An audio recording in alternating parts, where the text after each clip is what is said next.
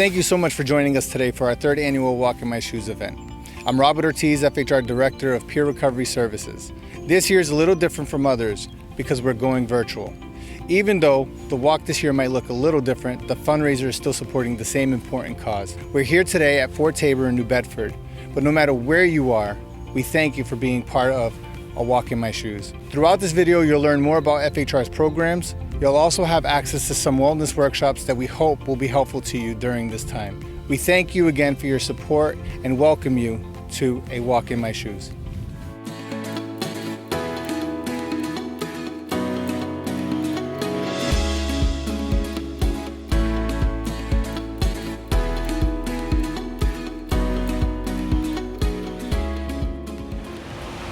What year did Fellowship Health Resources begin providing services? Was the answer A, 1975, B, 1976, C, 1979, or D, 1980? And the answer is that Fellowship Health Resources began providing services in 1975 in Warwick, and that program is still in existence today. How many adults in the United States will experience mental illness in any given year? Is it A, 21 million adults, B, 34 million adults, C, 39 million adults, or D, 43 million adults? The answer is D, 43 million adults. Statistics from NAMI show that 43.8 million adults in the United States will experience mental illness in any given year, or 1 in 5 adults. This statistic really shows that mental illness is common and why it's so important that the services are available to those who really need them. What is the percentage of adults with mental illness who did not receive any mental health treatment in the past year? Is it A, 48%, B, 50%, C, 56%, or is it D, 59%? The answer is C, 56%. This means that more than half of those who would benefit from mental health support didn't receive it. We can all do our part in helping bust the stigmas and barriers that exist so people are supported in getting the treatment they need. FHR's Community Peer Connection Program is a peer-driven volunteer program that matches a volunteer with an individual from the community seeking support and companionship. What is the goal of this program? Is it A, to help individuals feel confident in their own recovery? B, to break the trend of isolation by having a volunteer provide support? C, have a volunteer spend time with their match pursuing activities they both enjoy? Or D, all of the above? The answer is D, all of the above. Because of the goals such as the ones mentioned, Community Peer Connections has been successful in helping many individuals on their journeys of recovery.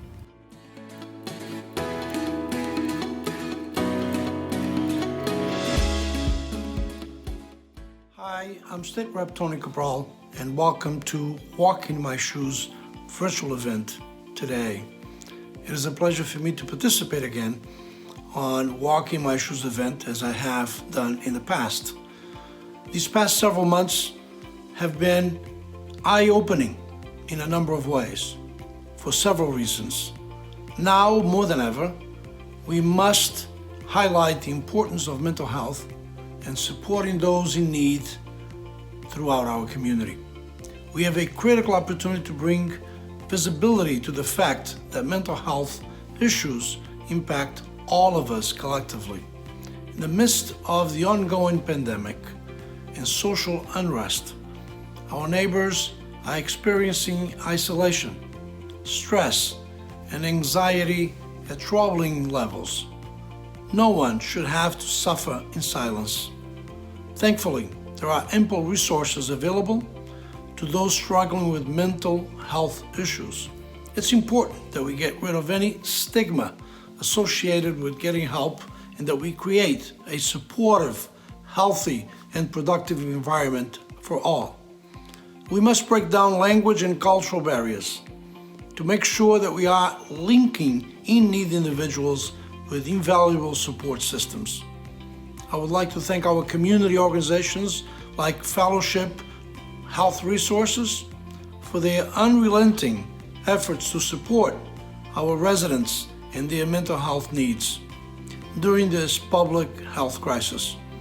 Thank you for organizing this virtual event, which has the capacity to reach and positively influence so many people. Once again, thank you for your commitment and thank you for this event. It's important. Participate. I hope you enjoy it.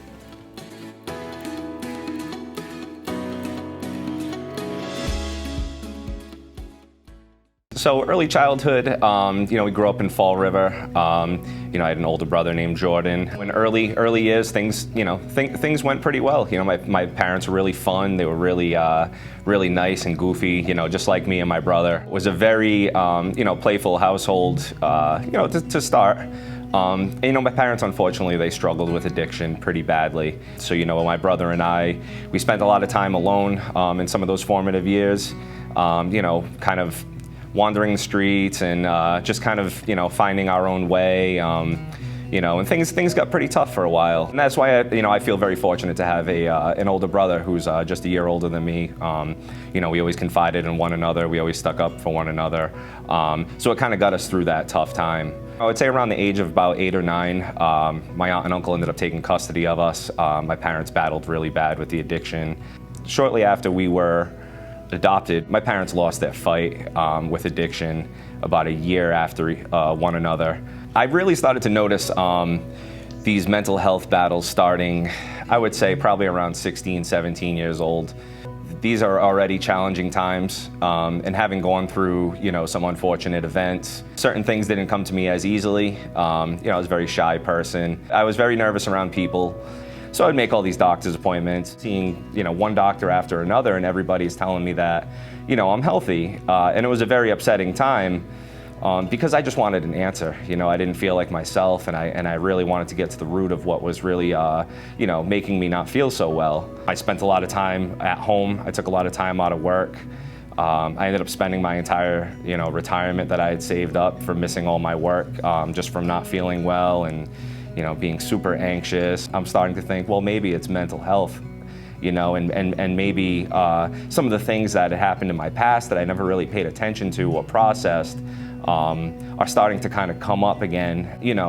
The lack of attention from my parents and some of the things I had gone through in the past, and some of my struggles with personal relationships almost made me feel that I'm not worth, not worth these things or not worthy. I thought about ending my life a couple of times.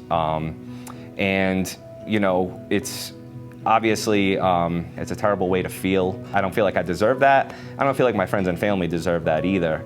And that's kind of kept me pushing along, is thinking of my brother and thinking of my family and thinking of everybody who showed up for me every single day. I really started to do my research. I started to research some of the symptoms I was having. I was starting to research some of my behavioral patterns. I also started therapy again, which was, I have to say, probably the best decision I had ever made. I want to give a quick shout out to Celeste, the therapist. She was a huge positive spot in my life, but she really, kind of directed my attention inward, and to see, and to focus on healing those things inside of me, and talking to somebody who just understands and is real with you. It really inspired me and made me want to help people too. The journey to become a peer specialist started when I was in the partial hospitalization program. And speaking with some of the people in group, trying to offer my perspective through them, and just being, participating and being present, and really taking it all in, it made me think about, how I could do this professionally. I did my research online. I started looking around for different, free trainings that were around, different ways I can educate myself on mental illness. And I came across this suicide prevention training where I actually met Robert Ortiz. So he was there, and he was promoting the second annual Walk in My Shoes event. And, I became really interested in that, and I took a flyer and I told him I wanted to participate. A couple months later, I ended up participating in that walk. And I brought a couple friends with me. It was a great time, and I sought Robert out after the walk. I just wanted to talk to him quick, talk about peer services. And finally I found, the CPS course online, which I signed up for, and I got accepted, which was awesome. It was very exciting. It was an excellent program. Completed the course in the 8 weeks, and One day I said, I'm going to email this guy, see if there's somewhere I can fit at FHR. And he reached out to me, invited me to a peer meeting, and I was hired 2 weeks later. So the type of work I do every day, I spend time with people, I talk with people, we tackle subjects that may be a little bit harder to speak with other people with. I like to give my story first. I like to give those details that may sometimes be a little bit harder to give for other people. And what I feel like this does is it allows that person to trust me. The fact that I'm able to divulge some of this information to them. And I found that it's been really, really helpful. I sometimes drop some of my people off, or I'll leave their houses or their apartments, and I have this big smile on my face that I can't get rid of. And it's just because I'm just so fortunate to be in the position that I'm in. It just made me feel so great about what I do. Just spending time with people, in general is just, it's been a very positive thing. So I've kind of come full circle, which is great because now, I'm part of the team who helps put together the Walk in My Shoes event that I participated in last year. I run my own peer group once a week on Thursdays. And if that can inspire anybody, to get the help that you need. For those out there who are struggling in silence, I want you to know that being honest about what you go through, being open, that's not a sign of weakness. That, if anything, is a sign of strength. There are people out there who genuinely care about you, who genuinely want you to be well, and genuinely believe that you deserve to be here just as much as anybody else. I assure you that I'm one of those people who genuinely cares and really wants to help. So, let your voice be heard. Speak about what you go through. There's help out there for you. I assure you of that.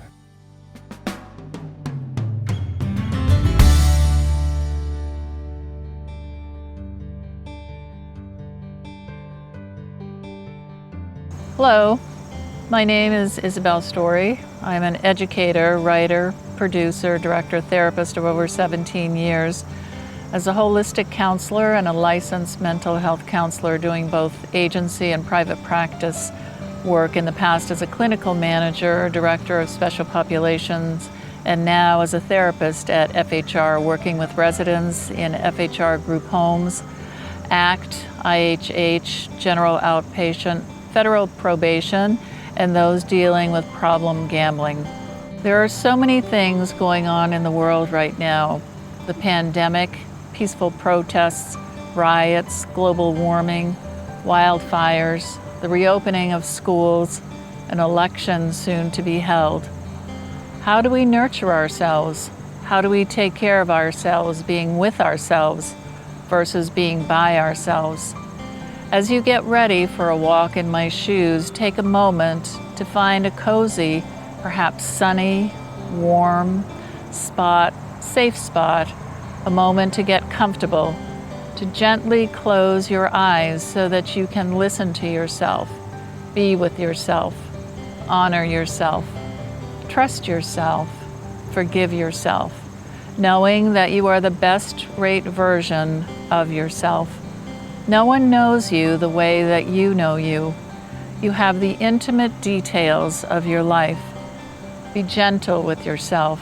Be kind. Be compassionate. Know that your heart beats for you, wants all good things for you. Know yourself by heart. Live from a place of love versus judgment. You do this for others. Remember to do this for yourself as well. As you are with yourself every moment, though at times we are MIA, missing in action, living from the outside in versus the inside out. Perhaps your spot has taken you to the beach and you feel the warmth of the sun. Perhaps hear the jolly banter of seagulls flying above. Hear the sound of the waves rolling in and out along the shore, just as your emotions that come and go. Allow them to be. Smell the salt in the air. Feel the gentle breeze blowing on your face and the granules of sand slipping through your fingers. Be at peace. Let go of any tensions, of any stress. Allow your body to be calm. Know that you are here for a reason, a season, a lifetime. Be good to yourself as you are good to others. Know that others will try to guide you, but know that this is your life, and that who you are is far more important than what you do. Make your choices in life with courage, with integrity, honoring what is most sacred to you. Live deeply the miracle and the power of your life as you walk for and with others in this journey. May you continue to feel the warmth of the sun, the gentle breeze of the ocean, the touch and coolness of the sand. May it be in your heart always as you live from the inside out, a place known only to you, versus living from the outside in, a place known to many. Know that you can go back to your heart at any time. It welcomes you always. It is happy to hold you and bring you comfort and joy. And gently now begin to take a deep, deep breath in and out. Slowly begin to open your eyes, to stretch, to leave your sacred space, to bring your presence back to your surroundings. Know that you can color or sketch your experience, your sacred space, if you like, at any time. Keep it with you, keep it close. Know that you are in the hearts and thoughts of many as you do this walk, and may you have peace and joy in your life always.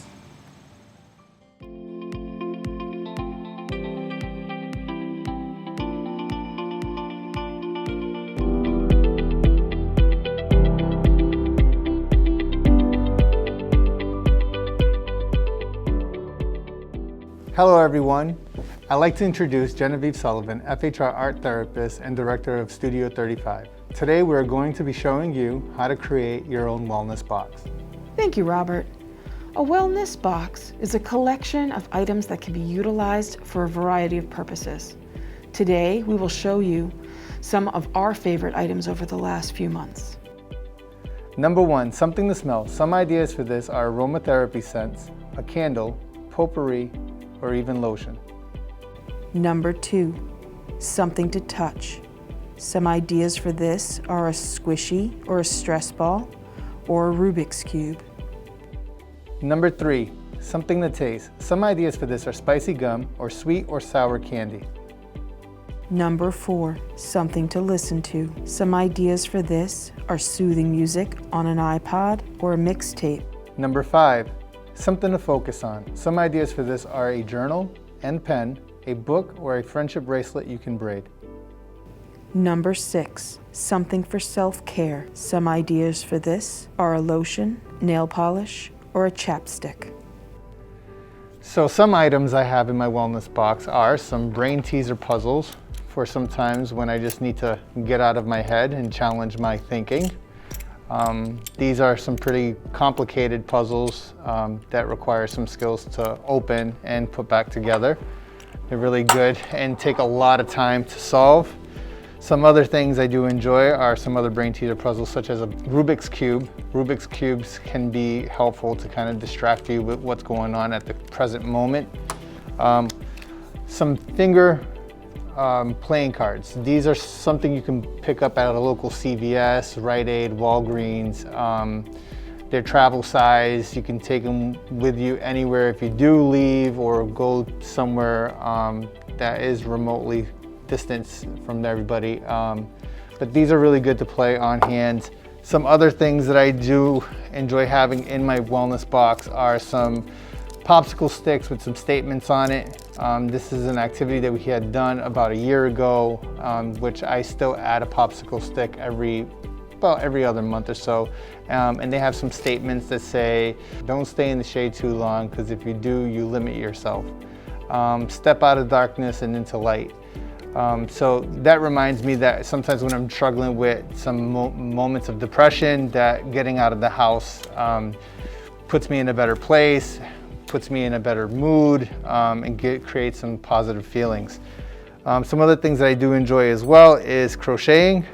Some small things that I have are a crochet hook and some yarn, usually different sizes, different types of textures, and I'll just have at it for a couple of hours and come up with a design or a pattern. A lot of this is stuff that I had to self-teach myself either prior to quarantine or during quarantine because of the pandemic. Some other things that I've created as well were some scarves or some blankets. Again, practicing different stitches and different patterns. Again, using different textures of different types of yarns can be aesthetically calming. The Expo marker is a really impressive tool to have. Non-permanent, you could write on mirrors, you can leave nice quotes, statements, could be your favorite inspirational words, like the I love yous, I hope you have a good morning, I packed up lunch, it's on the dining room table. It's an easy way to communicate with one another, especially if you're working on different hours of the day. And of course, music being a really big and helpful tool that I have in my wellness box, along with my phone.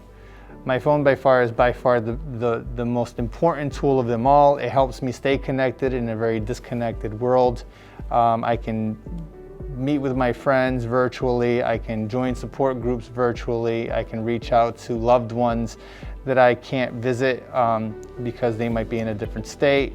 Additionally to that, I can download games. I can pretty much do anything and everything with a cell phone. So some of the things that I have used over the last couple months, some of them are the same as normal and some of them have been a little bit different. So I have what I call just a standard sketchbook. I particularly like this kind of type of marker because it's got a nice, steady, consistent flow to it. We've got a coloring book, Aromatherapy. One of the things that was really popular with some of the clients I work with is the Model Magic. That was without a doubt the most popular requested item. With kids at home, we definitely did a little bit more in the way of gardening. We did yoga pretty much every single day. One of my kids' favorite was the Cosmic Kids Yoga, which has all the different character themes, and they really did a great job engaging in the yoga with it. And I enjoy being Elsa too. Did some friendship bracelets. You definitely use the dry erase markers for communication and just kind of positive statements on mirrors or any other glass surface in the house.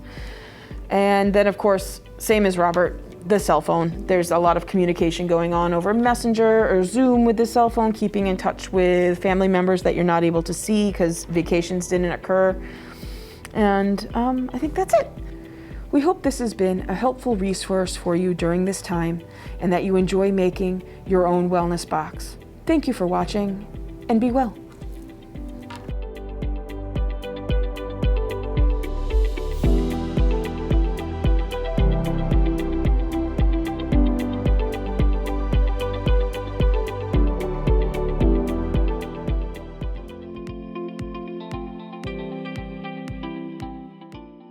Although we can't walk together in person this year, FHR encourages you to do something active today to celebrate being a part of a walk in my shoes.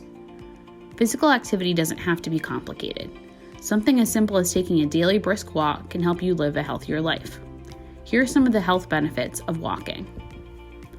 Walking can help you maintain a healthy weight, prevent or manage various health conditions, strengthen your bones and muscles, improve your mood, and improve your balance and coordination. While participating in something active, we encourage you to take a selfie or photograph of yourself and email it to the following email address. Bonus points if you wear your new A Walk in My Shoes t-shirt. In addition to going for a walk, here are some other ideas for things you can do to be active. Visit your favorite local spot and take photographs of landmarks or nature. Put together an outdoor scavenger hunt and go searching for the items on your list. Catch up with a friend by going for a socially distanced hike. Put on your favorite song and dance in your house. Or, if you have cleaning to do, put together a playlist. It'll help make the cleaning go by more quickly. Set up your next work meeting as a walking meeting and go for a few laps outside while you have a productive conversation. We hope these ideas are helpful.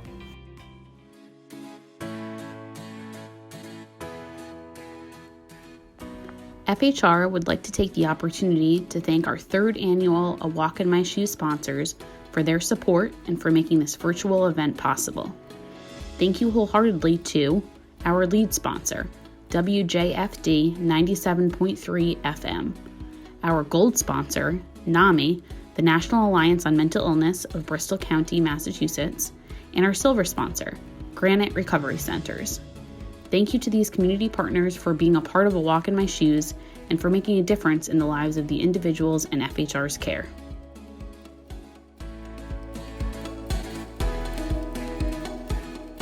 That concludes our video segment. Thank you so much for being a part of our walk today. We hope today's video helped you learn more about wellness and encourage you to do something active. Thank you to all of our sponsors again who made today possible. And a special thank you to you, again, for being part of FHR's third annual Walk in My Shoes event and for making a difference in the lives of the individuals we work with. Thank you, everybody.